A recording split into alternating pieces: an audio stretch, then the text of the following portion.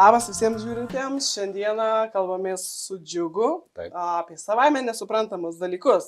Ir šiandieną iškrito korta, kad savaime nesuprantamas dalykas, apie ką yra poezija ir lyderystė. Taip. Atrodo, čia yra poezija, čia yra lyderystė, tai Džiugai. Tai kaip čia dabar tas dalykas gyvenime gali susimaišyti? Tai aš esu kaip dabar išrinktasis mokinių tarybos pirmininkas. Švento Benedikto mokinių tarybos pirmininkas esu. Ir aš dar taip pat save skaitau ir poetu. Ir labai šiaip ilgą laiką jau ir rašau ir gyvenu per tą menininko pusę tą gyvenimo. Ir šiaip aš gana nenorėdamas ir tapau tuo pirmininku. Nenorėdamas. Netyčia, taip kažkaip išėjo, kad mane įtikino ir aš sutikau. Ir iš tikrųjų yra gana sunku man balansuoti tą savo tuos pomėgius, savo tą kūrybą, nes labai atima daug laiko tas balansavimas. Tas balansavimas yra ir toks, kada esu pirmininkas ir norisi man po to dar grįžus kažką parašyti, bet šiaip galbūt kas nepritars, bet aš vadovausiu tokiu moto gyvenime, kad kūryba ateina per kančias. Oho, tai čia tuo sunkesniuoju variantu, dėl to, nes mane dažniausiai reikia apie tas kančios mano gyvenime. Kokias kančios? Kaip aš gyvenu, taip aš tą aš ir rašau. Aš visada, kada aš rašau, aš pradedu nuo pavadinimo iškart ir tada prasideda, ką aš tuo metu jaučiu, kas man tuo metu yra aktualu ir ką aš tuo metu bandau išgyventi ir suprasti. Nes aš per poeziją suprantu savo jausmus ir kaip aš jaučiuosi. Tai tau kaip saviraiškos būdas. Taip, saviraiškos būdas, galima ir sakyti ir terapija, tokia savotinė, nes tada aš galiu pažiūrėti iš kito perspektyvos, tą per meną, kaip yra sudėtingas kažkoks darbas. Ir iš tikrųjų, tas darbas kaip tarybos pirmininkas man iš tikrųjų suteikė gana nemažą kiekį ir įkvėpimo rašyti, nes vėlgi, aš esu biurokratas, šiaip save skaitau. Jaunas žmogus, jau dabar save skaitau. Biurokratas. O gerai, kodėl tu skaitėsi biurokratu? Dėl to, nes iškart po mano išrinkimo aš turėjau rašyti naujus nuostatus mokinių tarybos. Ir man iš tikrųjų labai patinka ta oficiali kalba, man patinka tvarkyti dokumentus, man yra tas tai smagu. Čia yra sąsaja su tavo to rašymu. Taip, tikrai yra sąsaja. Ir kalbos išmanymas labai ir padeda ties tuo. Ir šiaip man labai ilgą laiką nesisekė lietuvių kalba, bet kai pradėjau rašyti, pradėjau dirbti su dokumentais. O kada tu pradėjai rašyti? Pradėjau rašyti būdamas trečiokas. Aš pirmą kartą parašiau savo pirmą eilėraštį, trečiokas būdamas. Trečioje klasėje žmogus suprato, kad nori būti poetas. Taip. Ne tai, kad poetas, bet aš buvau susižavėjęs, nes aš šiaip labai nuo mažens skaitydavau labai sudėtingus kūrinius. Ketvirtoje klasėje aš gal jau pradėjau, dalinai atsiskaičiau Dostojevskio Nusikaltimas ir bausmė.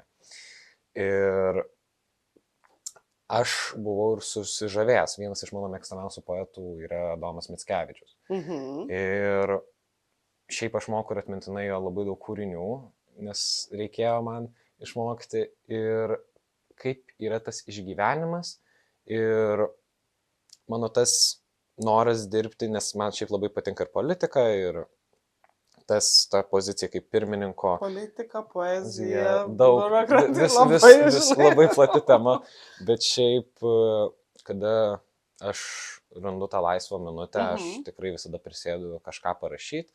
Net jeigu ir man po to nepatinka, aš po to kažką ištrinu, bet vis tiek tą ištraukti jausmus, ištraukti žodžius ant popieriaus visada padeda man. Gerai, tai dabar žiūrėk, tai ką reiškia būti tuo poetišku tarybos pirmininku?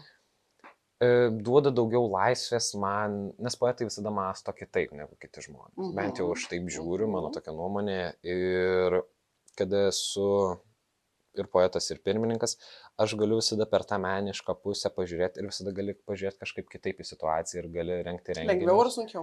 Lengviau šiaip.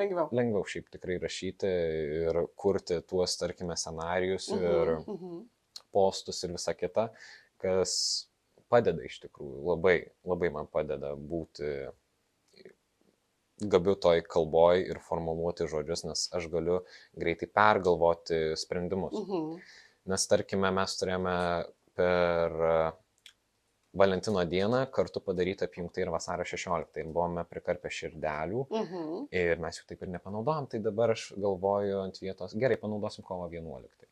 Tai va, nu toksai padeda. Žodžiu, kūrybiškumas išlaisvina ir leidžia judėti tolyn. Taip, o tu kaip pirmininkas dar turi šių metų tikslus kažkokius susibrėžęs mokykloje ar savo pačiam? Taip, kadangi aš esu išrinktas tik tai pusmečio kadencijai šiuo metu, aš noriu tiesiog sukurti stabilią tarybą. Dėl to nes ji nebuvo stabili nuo pirmam pusmetį, nebuvo pirmininko ir tarybos veikla buvo sustabdyta.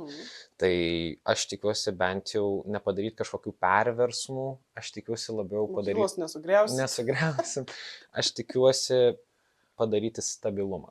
Tokį periodą, kad sustatyti žmonės į vietas, kad mokiniai turėtų savo balsą, kad būtų kažkokie pagrindai, nuo kurių galėtų jau kas eis po manęs, kad galėtų nuo jų pradėti ir dirbti ir kad būtų lengviau. Nes aš pradėjau iš esmės nuo nulio, tai aš noriu, kad kažkas jau turėtų tuos pagrindus ir galėtų daryti kažką geresnio. Gerai, ar tokio tipo asmenybė, poetas, lyderystė ir visas miksas randa save Alytuje ir ar toks žmogus kaip tu randa ką veikti Alytuje? Aš manau, kad taip. Šiaip daugelis sako, kad nėra ką veikti Alytuje. O tu sakai, kad yra? Aš sakau, kad yra. Dėl to, nes iš tikrųjų yra labai daug kūrybiškų žmonių Alytuje. Ir galima visose pusėse atrasti save, yra labai daug šiaip meninių šitų būrelių, kur galima... Pavyzdžiui, gali gal pasakyti? Yra labai AJC, daug yra... Manos ir buvo animacijos, fotografija. Kas yra JOC? Alytaus jaunimo centras. Žinosim, kur ieškoti informacijos. Taip. Aš lankau dramą ir muziklą. Ir... Čia teatre? Taip, teatre. Ir šiaip lankiau ir dailę, yra dailės mokykla, muzikos mokykla. Ir šiaip aš galiu ką pasakyti, kad Alytus yra gana palankus miestas kurintiems asmenims. Ir turi labai stiprią ir AMSMT, tai yra Alytaus miesto savivaldybės mokinių taryba. Tai labai jie yra glaustai veikianti organizacija ir šiaip galima daug ką ir atrasti ir per jų renginius, kur galima mano abiem pusėms sužibėti. Tai žodžiu, Alytus yra tinkamas miestas, net jeigu tau patinka poetiniai dalykai arba domina būti lyderiu kažkuriuo srity, gali atrasti. Taip, tikrai. Ir savaime nesuprantama, tu turi atsistoti, nueiti į renginį, susipažinti su žmonėm. Ačiū Džiugai šiandien tau už tavo laiką, už pasidalinimą, buvo labai gera girdėti. Ačiū.